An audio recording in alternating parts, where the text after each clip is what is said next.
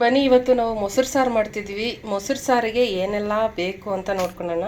ಫಸ್ಟಿಗೆ ತೆಂಗಿನಕಾಯಿ ತೊಗೊಂಡಿದ್ದೀನಿ, ಆಮೇಲೆ ಹುರಿದಿರೋ ಅಂಥ ಅಕ್ಕಿ ತೊಗೊಂಡಿದ್ದೀನಿ.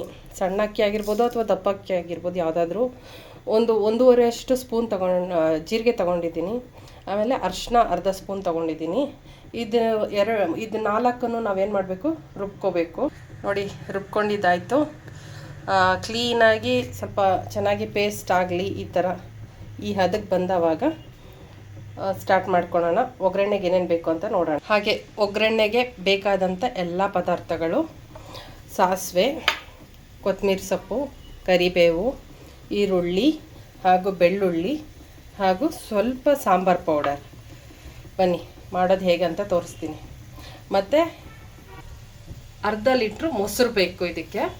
ಬಟ್ ನಾವು ಫಸ್ಟು ಒಗ್ಗರಣೆ ಹಾಕ್ಕೊಂಡು ಆಮೇಲೆ ಲಾಸ್ಟ್ಗೆ ಒಗ್ಗರಣೆ ಎಲ್ಲ ಆರಾದಮೇಲೆ ಮೊಸರು ಹಾಕೋಣ. ಬನ್ನಿ ಹೋಗೋಣ ಹೆಂಗೆ ಮಾಡೋದು ಅಂತ ಹೇಳ್ಕೊಡ್ತೀನಿ. ನಾನು ಎಣ್ಣೆನ ಹೇಳೋದು ಮರ್ತೋದೆ, ಬಟ್ ಎಣ್ಣೆ ಕಾಯಕ್ಕೆ ಇಟ್ಟಿದ್ದೀನಿ, ಕಾದಿದೆ ಚೆನ್ನಾಗಿ. ಈಗ ಸಾಸಿವೆನ ಹಾಕ್ಕೊಳ್ಳೋಣ.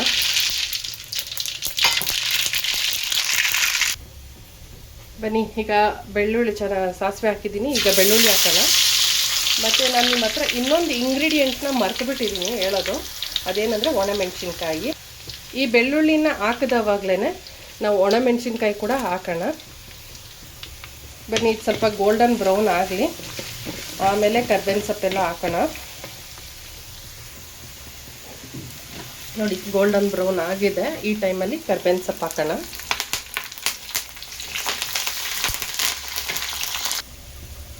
ಹಾಗೆ ಈಗ ಕರ್ಬೇವಿನ ಸೊಪ್ಪು ಹಾಕಿದಾಯಿತು. ಈಗ ಈರುಳ್ಳಿ ಹಾಕೋಣ. ಈರುಳ್ಳಿನೂ ಚೆನ್ನಾಗಿ ಗೋಲ್ಡನ್ ಬ್ರೌನ್ ಆಗಲಿ. ಎಲ್ಲ ಚೆನ್ನಾಗಿ ಬಂದಾದಮೇಲೆ ಸಾಂಬಾರು ಪುಡಿ ಮತ್ತು ಕೊತ್ತಂಬರಿ ಹಾಕೋಣ. ಗೋಲ್ಡನ್ ಬ್ರೌನ್ ಆಗಿದೆ ಈರುಳ್ಳಿ. ಈಗ ನಾವೇನು ಮಾಡೋಣ ಅಂದರೆ ರುಬ್ಬಿರೋ ಅಂಥ ಮಿಶ್ರಣನ ಹಾಕ್ಬಿಡೋಣ.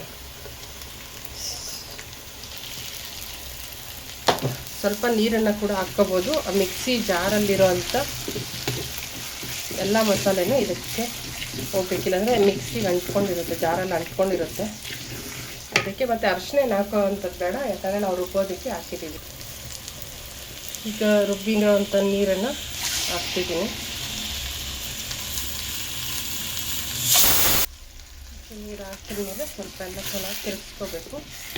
ಅದು ಹಸಿ ವಾಸನೆ ಹೋಗೋ ಗಂಟ ಸ್ವಲ್ಪ ಚೆನ್ನಾಗಿ ಹುರ್ಕೋಬೇಕು. ಜಾಸ್ತಿನೂ ನೀರು ಹಾಕೋಂಗಿಲ್ಲ, ಯಾಕಂದರೆ ನಾವು ಮೊಸರು ಹಾಕ್ತೀವಿ ಲಾಸ್ಟಿಗೆ. ಇದಕ್ಕಿನ್ನ ಸಾಂಬಾರು ಪುಡಿ ಹಾಕೋದು ಬಾಕಿ ಇದೆ. ಸೊ ಇದು ಸ್ವಲ್ಪ ಚೆನ್ನಾಗಿ ಮಸಾಲೆ ವಾಸನೆ ಎಲ್ಲ ಹೋಗಲಿ, ಅಂದರೆ ಹಸಿ ವಾಸನೆ ಎಲ್ಲ ಹೋಗಲಿ, ಆಮೇಲೆ ಸಾಂಬಾರು ಪುಡಿ ಹಾಕೋಣ. ನೋಡಿ, ಹಸಿ ವಾಸನೆ ಹೋಗಿದೆ. ಲೈಕ್ ಅದು ತಳ ಹಿಡ್ಕೊಳ್ಳೋದಿಲ್ಲ, ತಳದಿಂದ ಆಚೆಗೆ ಬರ್ತಾ ಇರುತ್ತೆ ತಿರುಗಿಸ್ಬೇಕಾದ್ರೆ, ಅವಾಗ ಅದು ಕರೆಕ್ಟಾಗಿ ಆಗಿದೆ ಅಂತ. ಸೊ ಈಗ ಸಾಂಬಾರು ಪುಡಿ ಹಾಕೋಣ. ಇದು ಮನೆಯಲ್ಲೇ ಮಾಡಿರೋಂಥ ಸಾಂಬಾರು ಪೌಡರು. ಸೊ ಸಾಂಬಾರು ಪುಡಿನ ಹಾಕಿದ್ದೀವಿ. ಚೆನ್ನಾಗಿ ತಿರುಗಿಸ್ಕೊಳ್ಳೋಣ. ಒಂದು ಸ್ವಲ್ಪ ಗಟ್ಟಿ ಆಯಿತು ಅಂತ ಲೈಟಾಗಿ ನೀರು ಹಾಕ್ತಿದ್ದೀನಿ. ಹಾಗೆ ರುಚಿಗೆ ತಕ್ಕಷ್ಟು ಉಪ್ಪನ್ನು ಹಾಕ್ತಿದ್ದೀನಿ. ಸೊ ಈಗ ಎಲ್ಲ ನೀಟಾಗಿ ಬೆರೆಸ್ಕೊಳ್ಳೋಣ.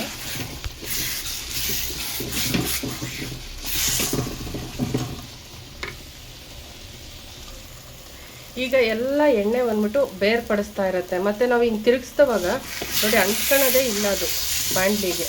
ಆ ಟೈಮಲ್ಲಿ ಕೊತ್ತಂಬರಿನ ಹಾಕೋಣ. ಲಾಸ್ಟಿಗೆ ಕೊತ್ತಂಬರಿನ ಹಾಕ್ಬಿಟ್ಟು ಒಂದು ಸರ್ತಿ ತಿರುಗಿಸ್ಬಿಟ್ಟು ಆಫ್ ಮಾಡಿಬಿಡೋಣ. ಆಮೇಲೆ ಲಾಸ್ಟಿಗೆ ಈ ಮಸಾಲೆ ಎಲ್ಲ ಆದಮೇಲೆ ನಾವು ಮೊಸರನ್ನ ಬೆರೆಸ್ಬೇಕು, ಇಲ್ಲ ಅಂತಂದರೆ ಮೊಸರು ಒಡೆದೋಗ್ಬಿಡುತ್ತೆ. ನೋಡಿ, ಇದಾಗಿದೆ ಈಗ. ಸೊ ಗ್ಯಾಸನ್ನು ಆಫ್ ಮಾಡೋಣ. ಇದು ಆರಬೇಕು. ಇದು ಆರಾದಮೇಲೆ ಮೊಸರು ಹಾಕೋಣ. ಗೊಜ್ಜು ಚೆನ್ನಾಗಿ ಆರಿದೆ.